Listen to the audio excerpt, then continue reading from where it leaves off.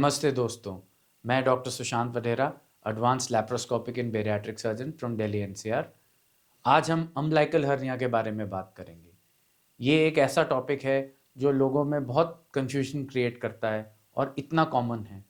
इस वीडियो में हम कवर करेंगे सिम्टम्स, कैसे डायग्नोज होता है, रिकवरी कैसे होती है, सर्जरी कैसे होती है, open versus laparoscopy, post surgical care क्या होती है इसमें, वेट लिफ्टिंग कब स्टार्ट कर सकते हैं। ये सब कॉमन मिथ्स जो इसके अराउंड हैं, इन सब को हम इसमें कवर करने वाले हैं। अम्बिलिकल रीजन मतलब नाभि के आसपास का जो एरिया एक डिफेक्ट हो जाता है, फैट या इंटेस्टाइन्स बाहर आ जाते हैं। ये मोस्टली प्रॉब्लम नहीं करता है जबकि ये फंस ना जाए, जिसे हम स्ट्रैंगुलेशन भी कहते हैं, जो एक इमरजेंसी बन सकता है। नाभि के पास एक लंप या स्वेलिंग जैसा फील होता है। दर्द जब खड़े होते हैं, खांसी करते हैं या स्ट्रेनिंग करते हैं, जैसे हैवी वेट लिफ्ट करा तो नाभि के चारों तरफ दर्द हो सकता है। और प्रेशर का एक फीलिंग रहता है, जैसे ड्रैगिंग सेंसेशन बोलते हैं। और लंप ईजिली अंदर चले जाता है इनिशियल स्टेजेस में।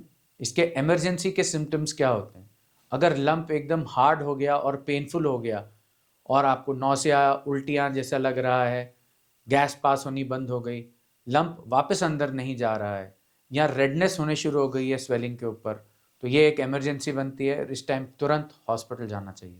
How do we diagnose this condition? पहला होता है clinical examination by the surgeon.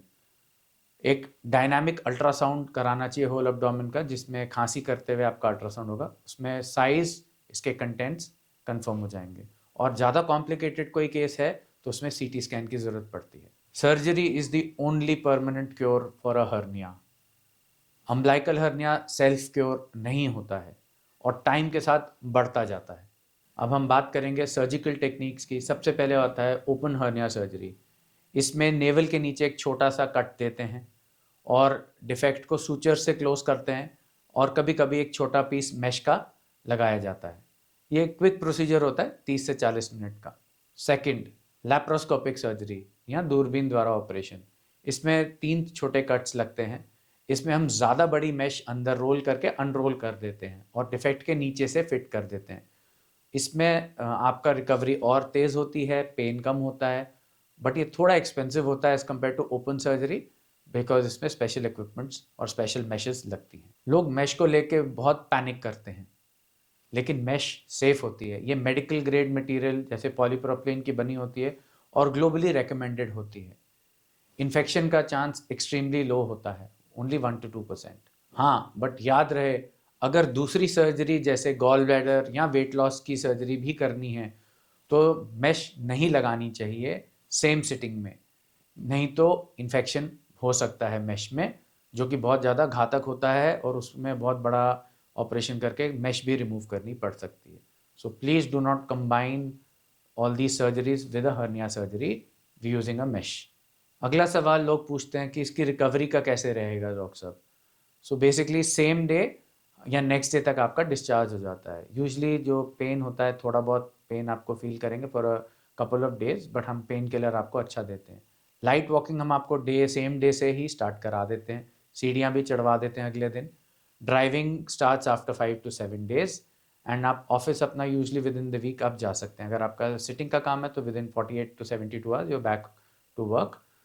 Gym और हैवी लिफ्टिंग के लिए आपको 8 to 12 weeks वेट करना चाहिए, बिकॉज हर्निया रिपेयर को प्रॉपर स्ट्रेंथ इतना टाइम लगता है, क्योंकि जो मैश होती है, अगर मैश भी लगाइए तो वो बॉडी का पार्ट बनने में 8 to 12 weeks लेती है, पूरी तरीके से उसमें एक लेयर बनाने के लिए, सेटल होने के लिए। Diet and lifestyle.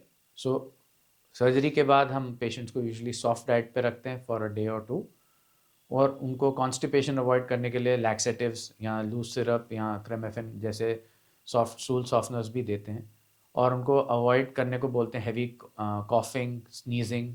अगर उनको ये प्रॉब्लम्स होती हैं तो इनको सर्जरी से पहले सॉर्ट आउट करा जाता है।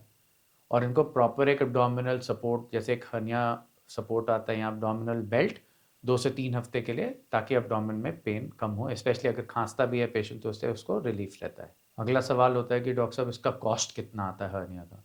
सो बेसिकली हर्निया के कॉस्ट के ऊपर बहुत सारे फैक्टर्स हैं।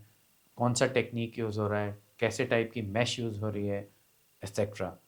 और हर सिटी में depending on the type of hospital, कितना आपके हॉस्पिटल और किस टाइप के रूम कैटेगरी आप लेते हैं, उस पे बहुत वेरिएशन आता है। बट अमूमन ओपन सर्जरी यूजली अगर जाल नहीं डलता है तो usually around 45 to 50,000 to up to 80,000 mesh का कॉस्ट एक्स्ट्रा ऐड कर सकते हैं इसमें। और अगर लैप्रोस्कोपिक सर्जरी होती है तो it can go from around 1 lakhs to even higher, depending on कि मैश का साइज़ और हमने फिक्सेशन डिवाइस कितना यूज़ किया है। और जैसे हमने पहले बताया, ये सिटी वाइज डिपेंडेंट होता है। छोटे शहरों में hospitalisation cost are much less, room cost are much less, so the overall package is lesser, but bigger cities it is much higher. अगर आपको हर्निया सस्पेक्ट हो रहा है, प्लीज़ सेल्फ डायग्नोज मत कीजिए। एक बार कम से कम एक सर्जन को आपको दिखाना चाहिए। अगर आपको ये वीडियो पसंद आया हो तो इस वीडियो को लाइक करें, सब्सक्राइब करें हमारे चैनल को, और कमेंट करके बताएं अगर आपको या आपके किसी घर वाले को ऐसे एक हर्निया की शिकायत हो, और आप हमसे और कौन से टॉपिक के बारे में जानना चाहेंगे। We will make good content for you on that. Thank you so much.